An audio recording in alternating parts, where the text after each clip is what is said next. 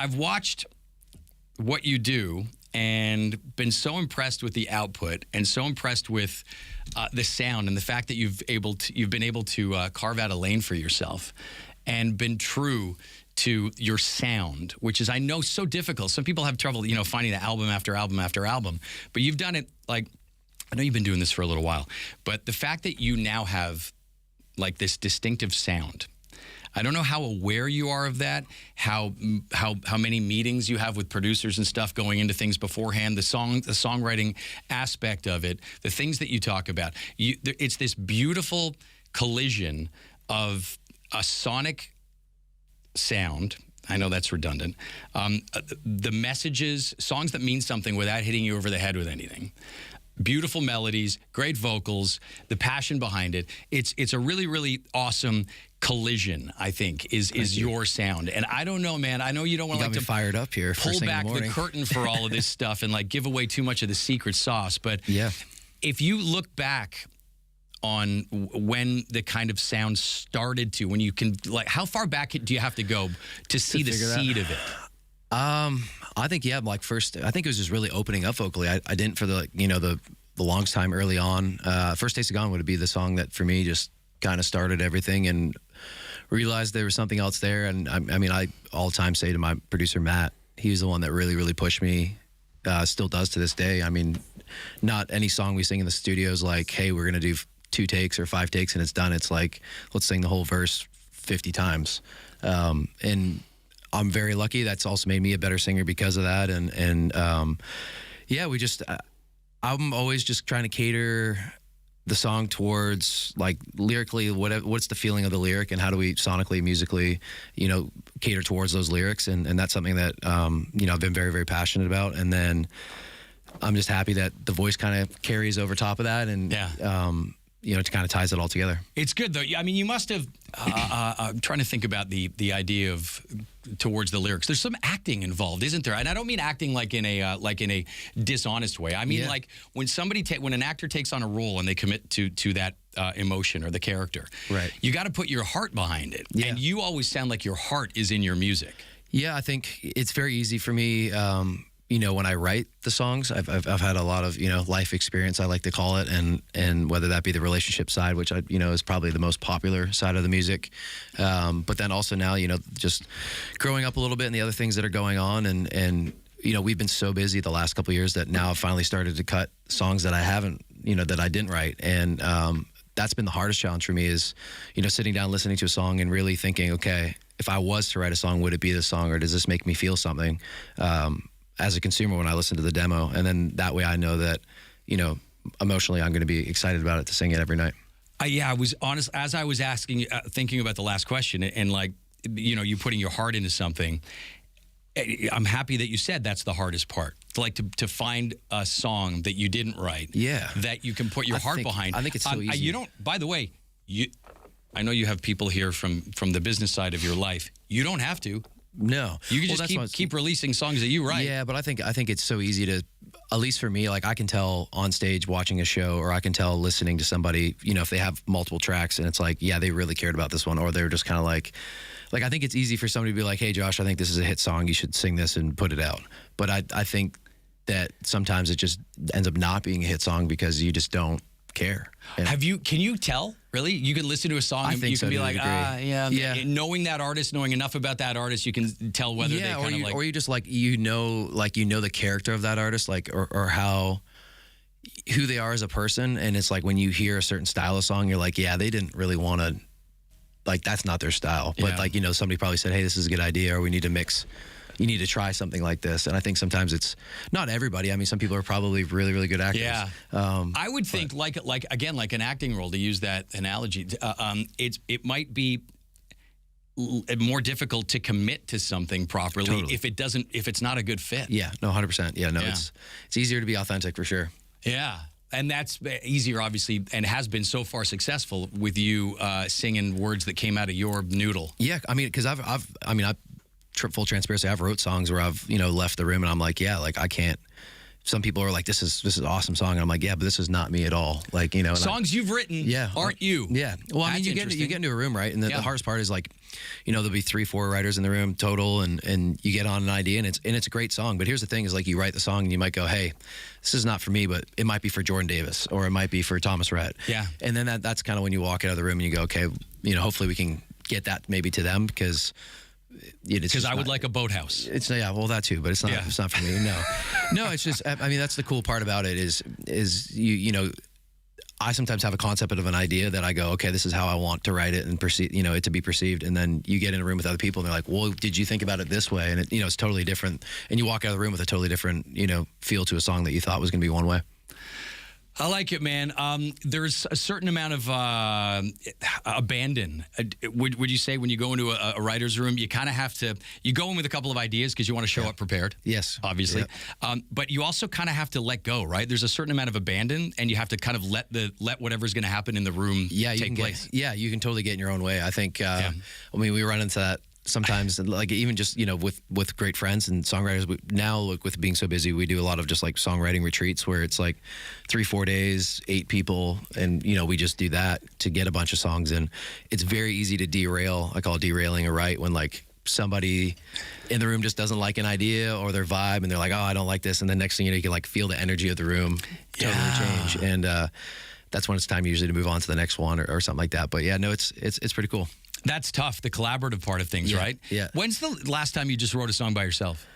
I'm honestly, I start a lot of like verse chorus ideas by myself. A full song, it's probably been, I would say, at least a year. But verses and choruses, like you'll have those ideas. I like it feeling like I'll like feel something and say I'm at the house for a day or whatever, and I'll just like go sit upstairs and be like, I want to talk about. It's for me, it's my therapy. So it's like I want to talk about this idea or like whatever's going on in my head or.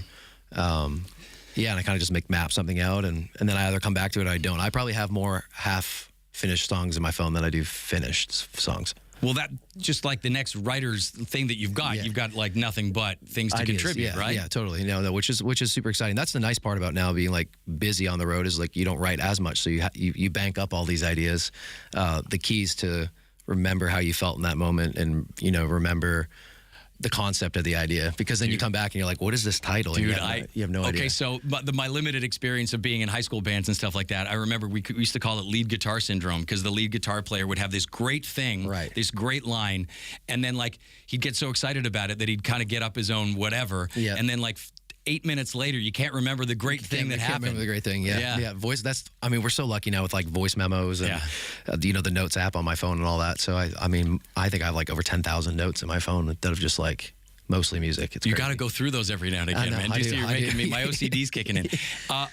Do you ever do it with melodies and hooks? Like, will you ever like be walking out? I know you do it with lyrics, but do you ever do it with like? I'm actually more of a melodic person. For sure. There you go. Well, that makes sense. Honestly, listening to your music, that makes sense. Like I think I'm more of like a title, a concept, and then melodic would be like my third thing. I mean, like I like a lyric, but I'm like so kind of like ADD. Like I don't know, maybe I am, I'm not, I don't really know, but like, I'm like somebody like if a squirrel went by, I'd be like, oh, there's a squirrel, you know? Yep. So in a writing room, I'm like spitting a lot of random stuff, and usually I have people in the room that like try to gather all that and package it together, which is good. It's just, again, like you have to be in the room with the right people that understand you, and early on that was really, really tough when I moved to Nashville, because, you know, you write with everybody, and you really learn quickly, like the people you don't mesh with.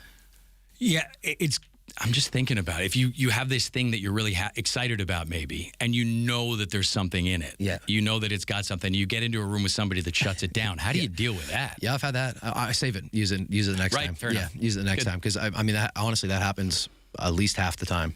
I'll be like, oh, I have this idea. I think it's brilliant, you know? Yeah. And then somebody's like, I don't get it. Or this isn't great. And you're like, wait, what? But I mean, fighting it's just going to make you like, well, that's how you, right then you already know the idea's derailed, and I'm like, I'm not, let's not do that, because it's going to ruin the idea. So wise, so wise, so young and so wise. Sure. Okay, so this is kind of an interesting time for you, because you've had a ton of success already. The number ones, touring with the biggest artists in the world, headlining stuff, and now you're like kind of, I mean, what are we calling the album? Are we calling this is kind of like your first full-length record? First debut album, which is crazy. This is what I mean. I didn't want to use the kind, but it is. It's your debut album, even though like we know you. Yeah, but I still I mean, I was actually thinking about this last night. Like, I still feel so new. Like, and I think, you know, with being lucky, you know, to live in Nashville also and get to go to Australia and get to go to the UK and play in so many different markets, that's what keeps me feeling like I'm just like starting in those areas, if that makes sense. Yeah.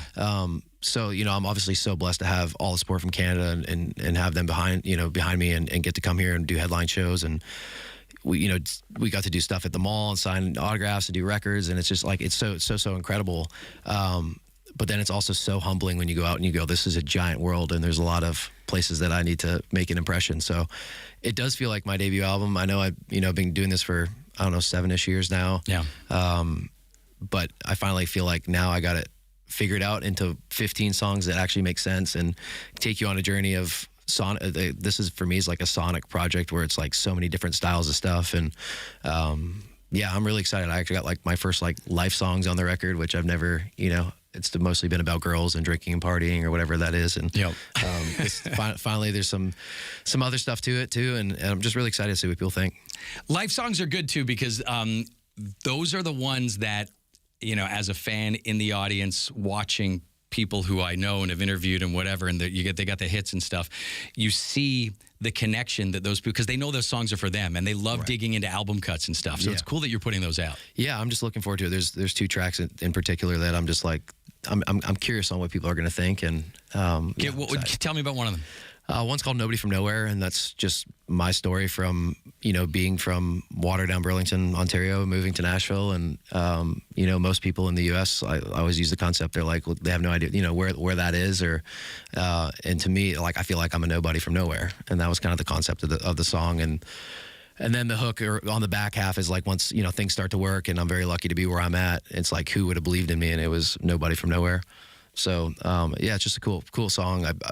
I'm very excited about it. I remember when we first wrote it, I got like emotional listening to the lyrics, and it was actually on a writing retreat last fall. And just really excited for that one. Give me the feeling you had when you were on stage at the Scotiabank Arena, opening up for a guy named Jelly. I was in the audience, and I'm going to get I'll get a little emotional thinking about it. I mean, the first time we chatted, Boots and Hearts, the Emerging Artist Showcase all those years ago when I was working at CMT, and I was like, look at that guy down there doing that thing. Yeah, it's so cool. Like I really have to like remind myself to like sit in a moment and go, okay, do you realize what's happening right now? And because I'm so like, you can't do it in the moment though, right? You can't do it when you're on stage. I get emotional on stage. I got emotional on stage that night. But it's so hard because you're always like, what's the next thing? Where am I going? What am I doing? And there's certain moments like that night in Toronto. At Scotiabank, where like I watched the Toronto Maple Leafs, and I've been to concerts, and then you're there, and honestly, I felt like a lot of the crowd there that night was to see me, and I was very, very, very proud, and got emotional, full circle moment, very just grateful. It is so. I use the word weird. It's so weird to me that people are there to see me, and I still think it's odd that people spend their money to come to a show and all that, but I'm so grateful and I just never thought it would be me, if that makes sense. I would imagine it's still sometimes like it's surreal. You think back, you're like, that happened. Yeah, I'm not there anymore. I can remember it. I have like moments of whatever clarity in the midst of the haze of excitement and adrenaline and fear and whatever. Totally. Yeah. No, it's mixed emotions for sure. I mean, I'm somebody that still gets super nervous getting on stage, depending on what it is, and I just know it's because I care a lot. So, do you every time still? Yeah, like a little bit. I think it depends on what it is. If it's a new show or a new set list, or just a different kind of crowd or whatever it is. I just care. I mean, before Boots and Hearts, I was sick before I got on stage. Yeah, at Boots and Hearts. Yeah, middle of the day. I threw up before I went on stage. 1,000 people out there, whatever. Yeah, and that was like, you threw up. Oh yeah, that was my biggest thing that I had done in that moment, and that meant everything to me. And then it's still the same now. It's like whether it be the Later Tonight tour next year, like I'm right now so fixated on what that's going to look like, and it just matters a lot to me. So, when does the fear go? Is it like one phrase in, I'm singing in English, I'm on key? I'm a 2 or 3 song in. Come on. Yeah, no. 3 songs in? I'm about two songs. Yeah, I'm for sure 2 songs in. And then I'm like, okay, we're good. Yeah. For me, it's like, is everything working? Is everybody happy? I think about probably more than I should. But it's cool because I feel like I have a lot of creative control and I get to, kind of see things through to the end, which is very rewarding. Hey, you know what would be, and what do I know sitting here doing this? You guys are doing your thing. You know what would be a flex? Starting with Nobody from Nowhere. It would be cool. Super quiet. Does it start with piano? No, it's acoustic bass. That'd be kind of just letting everybody go, and then you grab them, you shut them up a little bit, and then pins and needles, and then you hit them with the right hook with one of the hits. Have you heard the song yet? No. I'll have to we'll play it after. I probably should have listened to it. I'm sure I was. That's nobody's fault in the room here. I'm here. To you right now. Yeah. No, I'm going to play. I'm excited about that. Wouldn't that be everybody comes out with even now it's a flex to start with your biggest hit, right? The thing that you think people are going to have to wait for the encore. You can't. That's already been done. It's been done. Yeah. Start with the ballad. You got to do something. I know. Different. You got to go.